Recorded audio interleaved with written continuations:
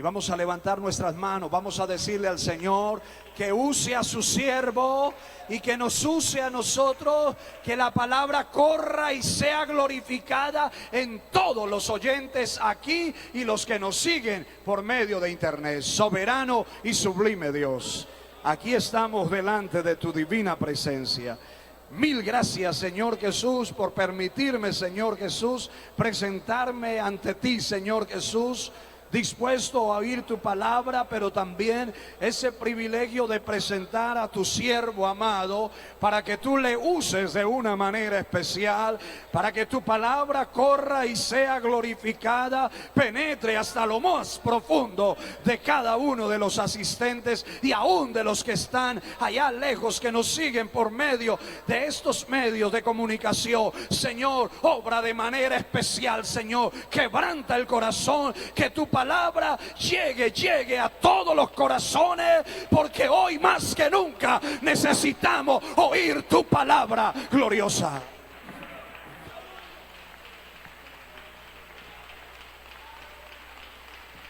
Aleluya, aleluya, aleluya, aleluya. Santo, santo, santo, santo, santo es Él. Gloria a su nombre, gloria al nombre del Señor Jesús. Aleluya, aleluya, aleluya, aleluya. Gloria al eterno y sublime, al santo e inmortal, al todopoderoso.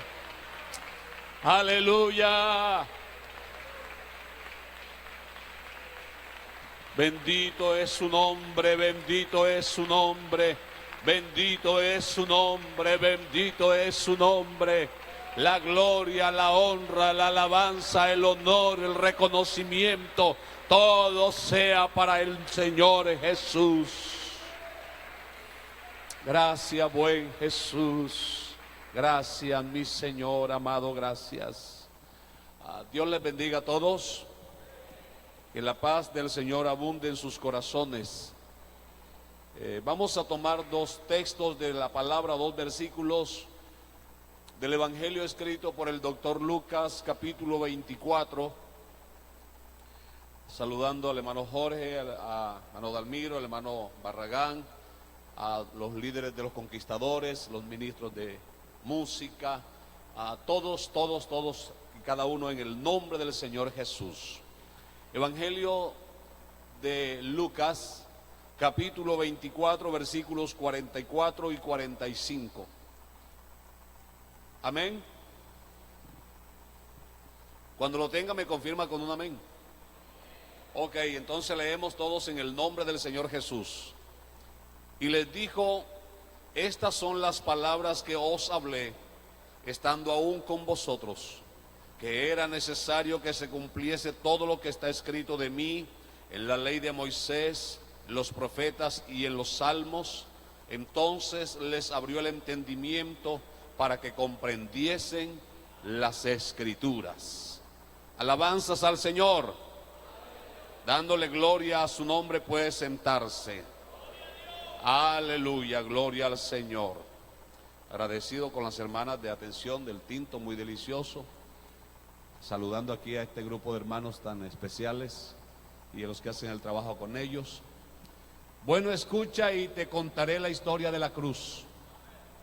Amén. Escucha y te contaré la historia de la cruz. El trabajo que voy a presentar a continuación, el tema no, la gloria sea para el Señor y los méritos y reconocimiento a las personas que se esfuerzan día a día preparándose para colocar en nuestras manos material importantísimo como lo es la doctora Merali Yorani, el doctor Joseph Stuporting, el doctor Ron Charles, doctor Brian Browning, los historiadores Flavio Josefo e Eusebio Ceridio, que era un cronista al servicio de Roma y que estaba a las órdenes de Poncio Pilato, Práctetu, cronista de Finius Capernicus, máximo jefe de las legiones romanas, cuando la historia de la cruz se llevó a cabo. La historia nos dice, como se trata de contar la historia de la cruz, La historia, el material que estos señores que acabo de citar nos dicen que la tortura, crucifixión y muerte del Señor Jesús se llevó a cabo durante 5 días. Y es muy importante resaltar que de los 129 sucesos que ocurrieron durante la vida del Señor Jesús, 120 de ellos ya han sido documentados por las distintas ciencias. Así que estos hechos lo han comprobado personas no cristianas. Pero nosotros estamos seguros que la ciencia nunca riñe con la palabra, sino que por el contrario confirma lo que aquí está escrito. Amén, hermanos. Así que podemos afirmar entonces que esos 129 sucesos, de ellos 120 ya han sido respaldados históricamente, de ellos nos vamos a servir.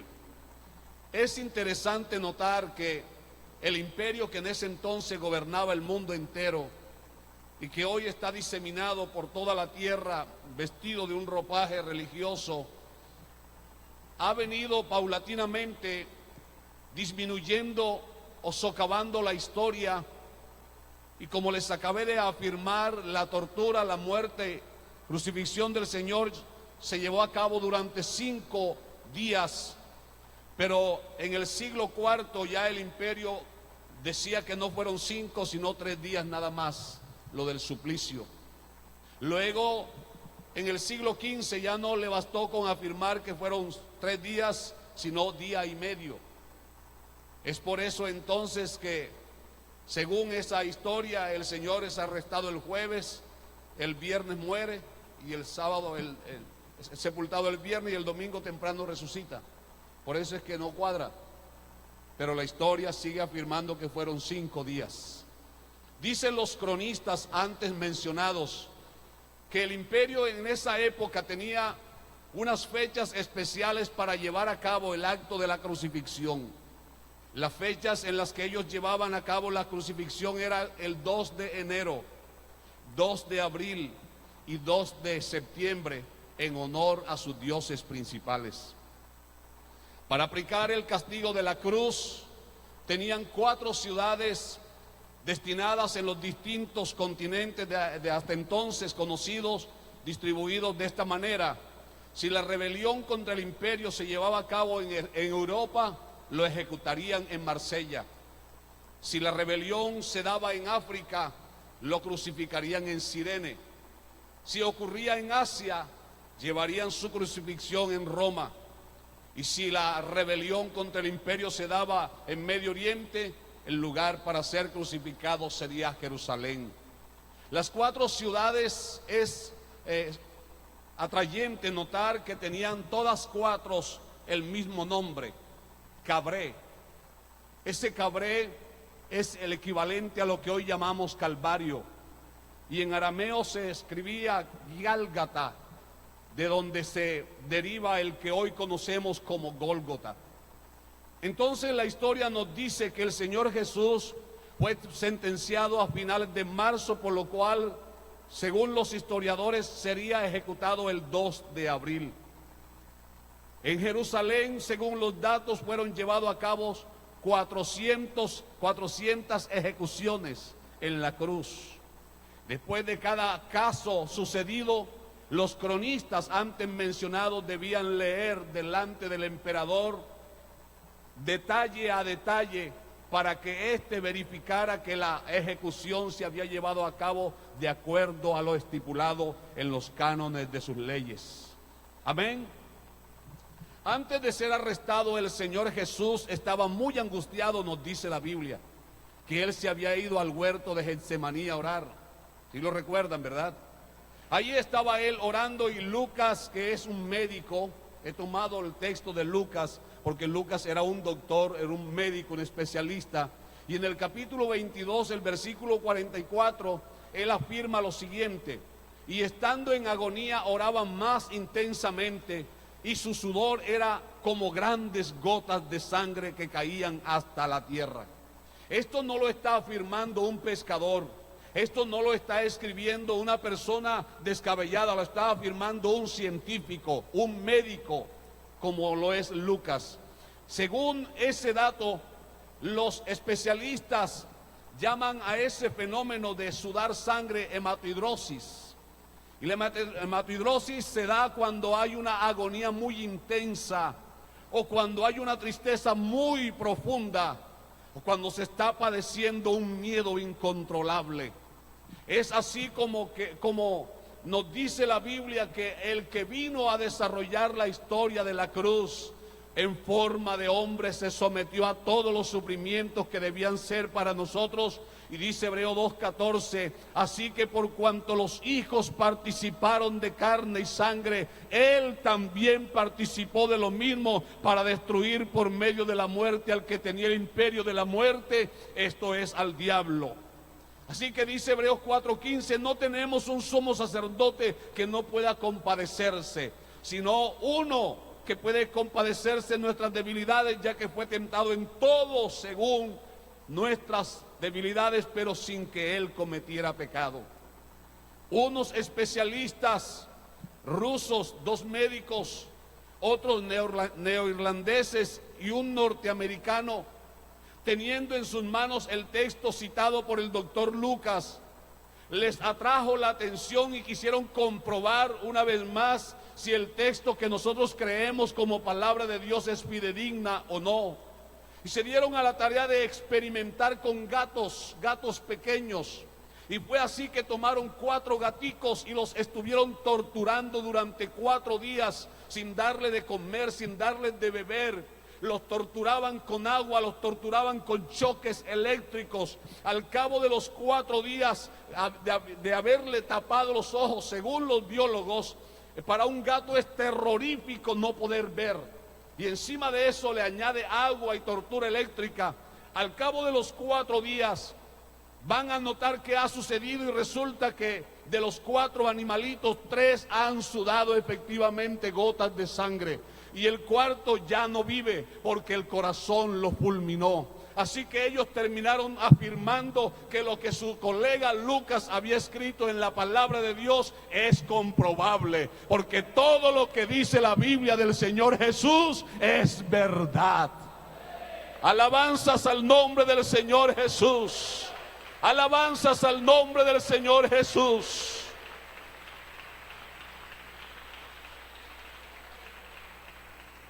¿Cómo no iba a estar triste él? ¿Cómo no iba a estar triste si él le dijo a los discípulos, mi alma está abatida, mi alma está angustiada hasta la muerte? Cuando apenas ingresaba a Jerusalén lloró de tristeza por el rechazo que su pueblo le propinó. Y dice Juan que a los suyos vino, pero los suyos lo despreciaron, lo rechazaron. Pero gracias al Señor, a que nosotros no lo hemos rechazado, estamos celebrando esta noche la victoria de la cruz del Calvario. Alabanzas al Señor, alabanzas al Señor.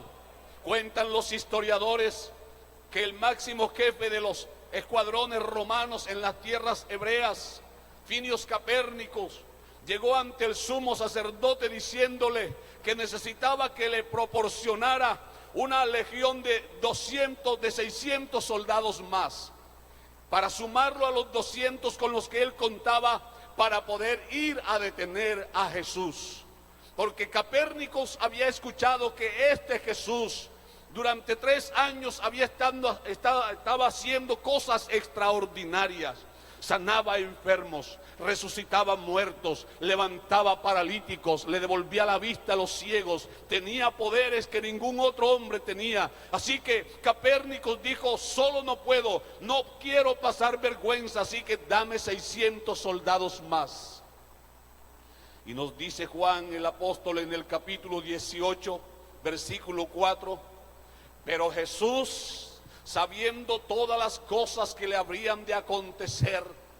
¿Sería que él escuchó lo que Capérnicos le estaba diciendo al sacerdote allá en la cámara secreta? Claro, hermano, porque él es el que oye en secreto y nos recompensa en público. Él es el que oye y responde la oración de su iglesia.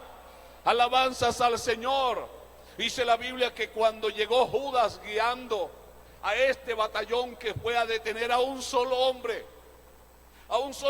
que no cargaba en su ropa siquiera un alfiler, que era indefenso, que no hería a nadie. Lo fueron a detener. Cuando estuvieron cerca de él, luego de Judas haberlo besado, se dirigió a Capernicus y le dice: ¿a quién buscáis? El jefe de la guardia dice: a Jesús Nazareno. Usted ha leído lo que dice Juan, ¿verdad? El Señor respondió diciendo: yo soy. Y cuando responde yo soy, aquellos que estaban allí, que habían venido dispuestos a detenerlo, se van todos al suelo nada más con la declaración de él.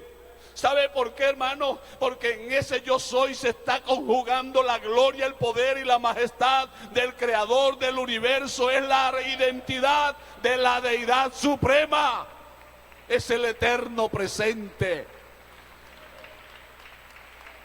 Aleluya. Con eso él estaba diciendo a Capernicus: no me llevas porque traigas orden del sacerdote, no me llevas porque traigas 800 o 600 soldados, me llevas porque yo me entrego, porque yo tengo poder para entregarme y para levantarme. Alabanzas a él, alabanzas a él, aleluya. Bendito sea el nombre del Señor. Él no se está resistiendo, Él no está amagando, Él no está especulando, sencillamente está identificándose como el Jehová de los ejércitos, como el poderoso gigante de Jeremías, como el que nunca pierde una batalla, como el que defiende la causa de su pueblo, con aquel que derrota a los poderosos de este mundo. Ese es el que defiende esta iglesia. Aquel que se encontró con Saulo en el camino de Damasco. El Señor estaba respondiendo entonces a lo que Capernicus había afirmado, y como si le estuviera diciendo: necesito que creas no por lo que has oído decir, necesito que veas también que el que está frente a ti es también tu Salvador. Aleluya. El Señor entonces comienza su camino como el Cordero de Dios. A partir que Capernicus y los soldados lo detienen, él se presenta como el cordero que va a ser inmolado. Cordero inmolado significa el que se entrega voluntariamente. A partir de entonces él enmudece y empieza su camino hacia el Calvario. Aquella noche ya lo llevan ante el sumo sacerdote. Y estando ante el sumo sacerdote, este empieza a insultarle y a hablarle, a provocarle, pero el Señor guarda silencio. Es así como el escribano, el siervo del sacerdote, golpea al Señor. La Reina Valera en Mateo 26, 67 y 68 traduce bofetada. El término bofetada allí, si lo llevamos a la interpretación bíblica, si lo llevamos a la parte que a nosotros nos ocupa, se traduce entonces como el golpe que le da el escribano con la herramienta de escribir en el tabique, deslocándole de esa manera el tabique, y empieza el sangrado del Señor Jesús. A partir de allí dicen los historiadores que ese golpe fue tan profundo que trataron en vano con 6 manojos de mirra, que venían a hacer algo como unas esponjas que absorbieran la sangre, pero esas 6 esponjas quedaron llenas de sangre, porque él tenía que derramar una preciosa sangre con la cual debía pagar un precio para salvar el alma de todos los que hay aquí conmigo y los que vendrán. Alabanzas para él. El día 2, dicen los cronistas que el Sanedrín decide en pleno que Jesús tiene que morir, que es la oportunidad de ellos acabar con él, pero ellos tenían una limitación, y es que no podían darle muerte a ningún ciudadano. Eso solamente lo podía dictaminar el Imperio Romano. Es por esta causa que lo remiten al gobernador, al representante de Roma allí, que era Poncio Pilato. Pero ya le han dado tanto golpe al Señor, ya lo tienen maltratado, que lo llevan donde Pilato, y él dice: bueno, ¿y de qué lo acusan? Este hombre anda revolviendo las ciudades por todas partes donde va. Este hombre anda diciendo que él es el Hijo de Dios. Y Pilato dice: bueno, eso es un problema religioso, a mí no me compete eso. y quiso soltarlo, pero antes dijo: lo azotaré y lo soltaré, porque él no se ocupaba de los asuntos religiosos. Pero el pueblo estaba enardecido, el pueblo estaba queriendo acabar con el Señor Jesús. Y es así como Pilato le dice al Señor Jesús: ¿quién eres? ¿Oyes lo que dicen de ti? ¿No me hablas? ¿No sabes que tengo autoridad para soltarte y también para condenarte? Y el Señor abre su boca por primera vez y dice: ninguna autoridad tendría sobre mí si no te fuera dada del cielo. Luego, ¿eres tú rey? Para eso he nacido, para eso he venido. Y entonces Pilato, extrañado por lo que está pasando, por la paz que hay en las palabras del Señor, le dice: luego, ¿eres tú rey? Y le lanza otra pregunta: ¿qué es la verdad? Pero el Señor no le respondió. Y creo saber por qué él no le respondió. Porque Pilatos tenía la verdad delante de él manifestada en forma de hombre y no lo conoció. Nosotros sabemos que él afirmó diciendo: yo soy la verdad. Aleluya, aleluya. Entonces Pilatos, viendo ya que el pueblo se le estaba sublevando, ordena azotar al Señor. Y para llevar a cabo esos azotes, hermano, no era un azote a la ligera, no era un azote cualquiera, no era sencillo. Era un látigo que comprendía entre 7 a 11 ramales, en medio de los cuales tejían pedazos de cerámicas, pedazos de huesos y también extremos de hierro. Esos látigos únicamente los usaban los representantes, o sea, los 3 mejores gladiadores del imperio. Según estos historiadores, esos gladiadores eran hombres de 2 metros, 2 metros 10, muy corpulentos, muy fuertes. Y era la orden apremiante, porque el imperio, con tal de que el reo muriera pronto, les prometía un talento de oro, 37 kilos de oro puro, por la muerte del reo. O en su defecto, lo que el reo pesara se lo daban en plata. De manera que se dictaminaban esos azotes se dictaminaban para el reo, y los encargados de ejecutar el juicio tenían que empezar a turnarse para darle el azote. Cada uno debía darle 10 azotes. 10 azotes. Esos azotes tenían que ser aplicados con ese látigo temible llamado flagrum.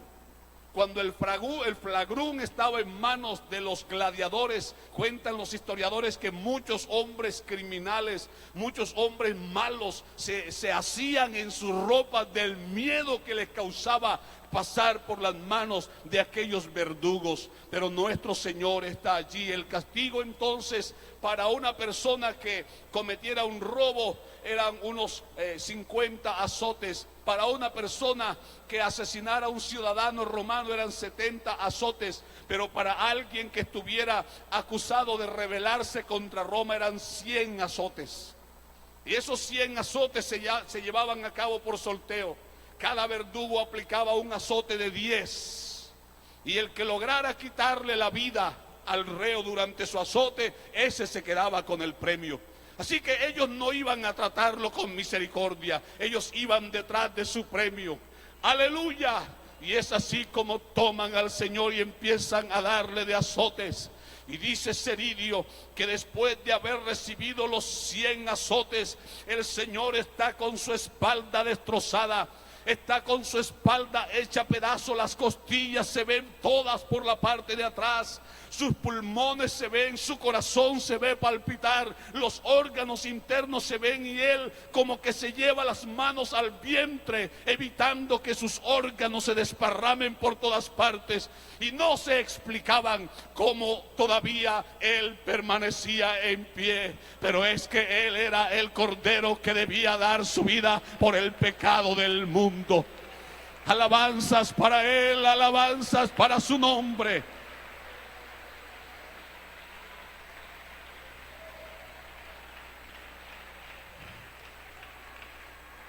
Después de haber soportado los 100 azotes, Ceridio escribe estas palabras y dice, abro comillas: este es un hombre extraordinario. Nunca antes alguien había resistido semejante azote. Su resistencia, su paz, su silencio, eso no es de un ser humano. Oh hermano, cuánto necesitamos nosotros aprender a bajar la cabeza en humildad delante de aquel que se entregó por nosotros voluntariamente. Si comprendiéramos la magnitud de lo que Él soportó, no andaríamos altivos ni reclamando, sino de rodillas a los pies de Él, agradeciéndole por tan grande salvación. Alabanzas al Señor. Pero ¿sabe qué está escrito en el Salmo 22, 17? Han contado mis huesos uno por uno. Se pusieron a mirarme despacio y a observarme. Eso es Salmo 22, 17. Luego que él salió de esos 100 azotes, todas sus costillas estaban al descubierto. Su columna vertebral se veía perfectamente. Sus órganos internos, repito, se podían notar con facilidad desde atrás. Los cronistas están viendo todo aquello y no entienden, pero nosotros hoy entendemos porque Él vino a ser autor de eterna salvación. Alabanzas al Señor, alabanzas al Señor. Y si leemos el Salmo 22, los versículos 12 y 13, dice el salmista: me rodearon todos los fuertes de Basán, como perros destrozan mis huesos, mis carnes, perdón. Eso me da pie como para pensar que esos verdugos estaban algo así como poseídos, porque era como que la oportunidad de Satanás decir: lo vamos a acabar, vamos a eliminarlo, vamos a quitarlo de en medio. Pero hermano, aunque el infierno encabezado por el diablo se haya venido contra el Señor Jesús, a Él ni la muerte ni nada lo puede destruir, porque Él es Señor de señores, Rey de reyes y todopoderoso. Aleluya, gloria a Dios. Finius Capernicus, luego de observar que los 100 azotes no han acabado con la vida del Señor Jesús, ordena un segundo castigo, y este segundo castigo era llevarlo a un banco donde lo acostaban boca abajo, y sobre ese banco le ataban las manos y los pies, y los mismos gladiadores tenían que proporcionarle 50 garrotazos, así, perdone la expresión, pero así escriben los cronistas. 50 garrotazos sobre una columna expuesta, sobre unas costillas al aire, sobre unos órganos blandos que están sin protección. Y aquellos verdugos infringen aquel castigo con todas sus fuerzas. Le dan aquellos 50 golpes. Pero el Salmo 34, 20 dice: Él guarda todos sus huesos y ni uno de ellos será quebrado. Los cronistas dicen: estamos asombrados. Ni una sola astilla vuela de su columna, ni una costilla se rompe. Pero es que nosotros sabemos que Él no vino a morir ahí debajo de ese garrote. Él vino para entregar su vida en la cruz del Calvario. Algunos garrotazos caían sobre la cabeza, algunos latigazos surcaron sus rostros. Y dice Ceridio: su cuero cabelludo está desprendido, parte cae sobre su rostro y él no puede ver. La barba está desprendida de un lado y sangra por todas partes. Los soldados se burlan de él y lo escupen. Y él no es capaz, con esa mano que se ven los huesos, no es capaz de quitarse siquiera la saliva de aquellos que lo humillan. Pero es que Isaías 53 lo había escrito de esta manera: su rostro fue desfigurado, no hay un solo quejido, no hay parecer en él, no hay hermosura, parece raíz de tierra seca. Pero dice Ceridio: qué extraño, este hombre no se queja. Este hombre no se lamenta, este hombre no clama misericordia, este hombre ni siquiera gime.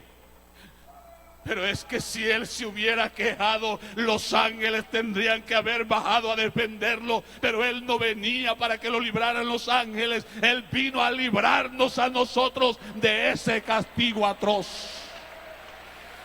Alabanzas para él. Alabanzas para Él.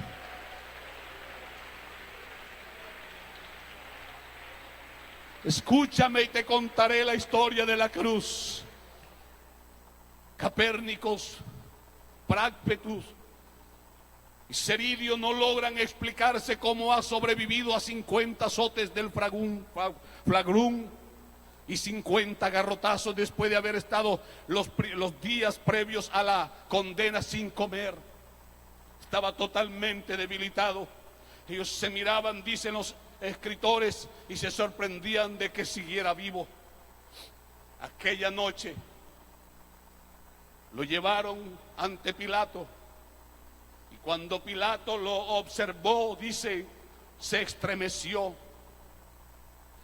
Dice la historia, precisamente Flavio Josefo y Eusebio dicen que el Señor Jesús tenía aproximadamente 1,90 m de alto, pero luego de haber pasado por semejante castigo, su estatura había sido reducida a la mitad. Poncio Pilato se dirige a los verdugos y se dirige al pueblo y le dice: ¿qué han hecho con él? Ese hombre, si yo llegara a soltarlo, jamás, aunque sus heridas sanen, jamás volverá a ser el mismo. Pero ese horrendo castigo te pertenecía a ti y a mí. Ese era el pago por nuestros pecados, y Él lo llevó sin contar un solo gemido, sin soltar una sola palabra para pedir misericordia. Dice Flavio Josefo, su pulmón izquierdo se ve.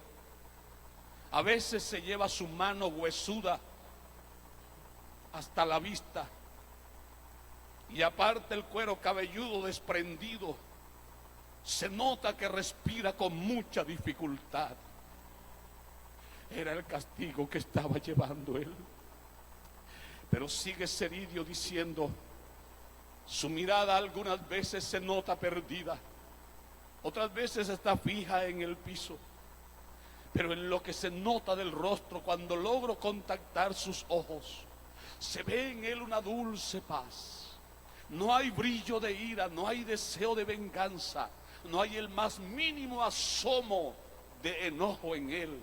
Este hombre es extraordinario, dice Ceridio. En el tiempo que he estado al servicio del imperio, nunca he visto que un hombre se parezca a este Jesús. Pero ¿quién se va a parecer a él? Si como él no hay nadie. Pero bendita promesa que tienen sus seguidores, que los que muertos en Cristo resucitarán primero. Pero dice Juan, amados, ahora sabemos que somos hijos de Dios, pero aún no se ha manifestado lo que hemos de ser. Pero sabemos que cuando Él se manifieste seremos semejantes a Él, porque le veremos tal como Él es. Alabanzas a su nombre, alabanzas a su nombre. Esa noche lo echan allí al calabozo. Cuenta Flavio Josefo y Eusebio que era un calabozo netamente de rocas, donde habían ratas y estiércol de toda clase de insectos. Era sumamente húmedo, y allí estuvo el Salvador en posición fetal toda la noche, sin quejarse siquiera. Al día siguiente lo sacan y lo llevan de la prisión de la Augusta hasta el Cabré. Eso implica caminar 600 metros. Pero mi Señor Jesús está tan maltratado que en 11 pasos que dio solo pudo avanzar 45 centímetros. Ya Roma no se explica cómo está vivo el Señor, y entonces tanto la historia como la Biblia nos dice que llamaron a un hombre, tomaron a alguien que estaba ahí, por ahí cerca, llamado Simón de Cirene. Pero no los llamaron por misericordia, los llamaron porque el día estaba pasando y no se explicaban cómo es que Jesús seguía vivo. Pero nosotros sí sabemos por qué seguía vivo, porque cómo quitarle la vida a la vida, cómo arrebatarle la vida al autor de la vida. Sencillamente Él no vino para que lo mataran, Él vino para poner su vida y proporcionarnos vida en abundancia a los que creemos en su nombre. Aleluya. José de Sirene, entonces Simón de Sirene, llevando el madero que le correspondía al Señor, se dirigen con ellos al Gólgota, y estando allá en el Gólgota, lo lanzan sobre el madero. Sus manos y sus pies van a ser traspasados por unos clavos romanos. Según estos investigadores, los clavos con los que se efectuaban las crucifixiones eran de una medida que constaba entre 11 a 15 centímetros. Eran clavos de 4 caras en honor a los 4 dioses principales de Roma. Todo ellos lo hacían muy milimétricamente pensado. Traspasaron sus manos, traspasaron la otra mano, y en su cabeza colocaron una corona de espina, habiéndole escarnecido de una manera tan brutal. Pero el Creador de todos nosotros nos diseñó de una manera tan especial. Los profesionales que hay aquí, no sé si me desmentirán, pero en investigaciones he encontrado que en la parte del pie, entre nuestros músculos y huesos, hay un nervio llamado el nervio peroneal profundo. Ese nervio peroneal profundo, cuando es lastimado, cuando es traspasado, produce al cuerpo el dolor más insoportable que alguien pueda imaginarse en la vida. Pero ¿sabe por qué Él se dejó traspasar los pies también y experimentó el dolor tan profundo? Porque Él es varón de dolores, experimentado en quebranto. Y eso me da autoridad para decirle a usted, hermano que llora, usted hermano que sufre, usted amigo que está aquí esta noche, que el que fue al Calvario en la historia de la cruz autorizó diciendo que Él llevó el dolor del SIDA, Él llevó el dolor del cáncer, Él llevó el dolor de la tuberculosis. Él llevó todos los dolores en su cuerpo.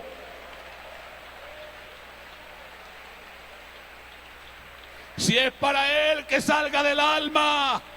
Aleluya.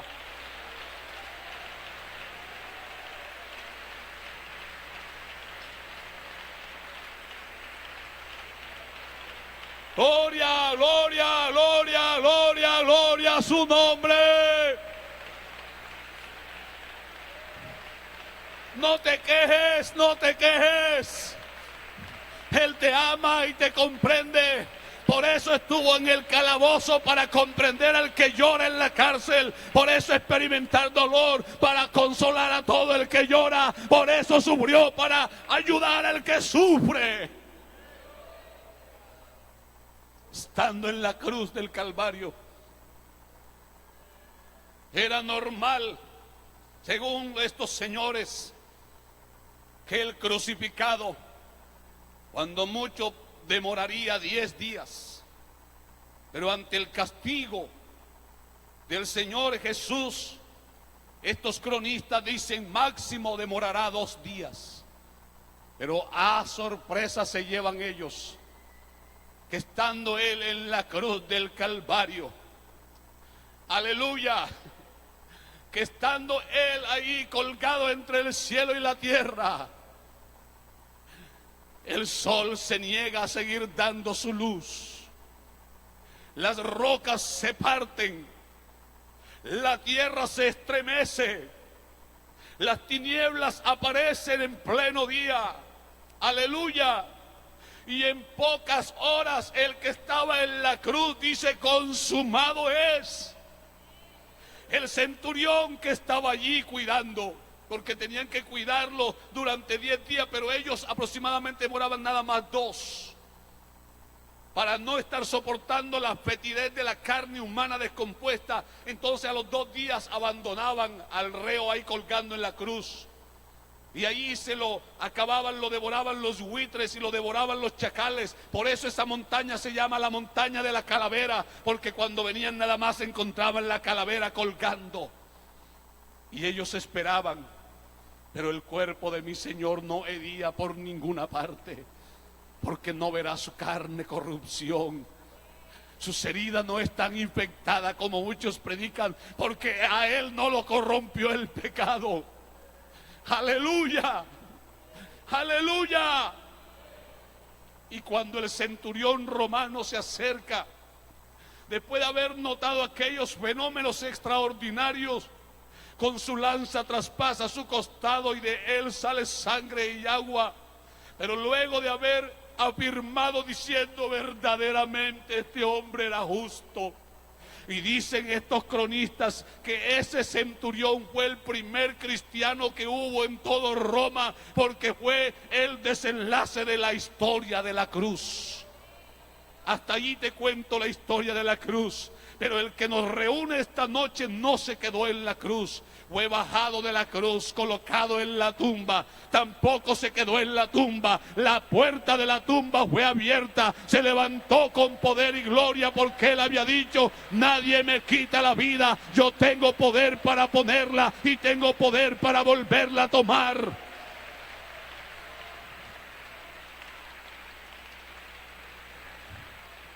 Hoy la historia que contamos no es la historia de la cruz, sino la historia del Cristo crucificado y resucitado. Hoy nosotros llevamos una cruz donde cada día morimos a este mundo que tanto daño nos ha hecho, pero por el mundo entero se cuenta la historia de hombres y mujeres que en lugar de recibir latigazos recibimos abrazos de amor, que en lugar de recibir condenación recibimos perdón de pecado, que en lugar de recibir rechazo recibimos invitación de parte de Él, que en lugar de tener los cielos cerrados, Él tiene en sus manos las llaves, aleluya, y está aquí esta noche. Está aquí, está aquí, está aquí esta noche. Alabado sea su nombre.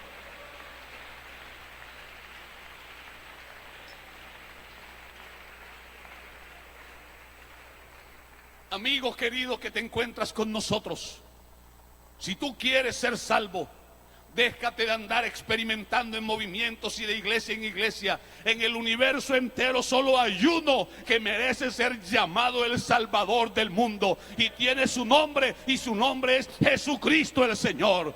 Hay uno solo que tuvo el valor de ir a la cruz a pagar el precio por las almas preciosas, y Él está vivo porque se levantó y derrotó la muerte, para que no te asuste.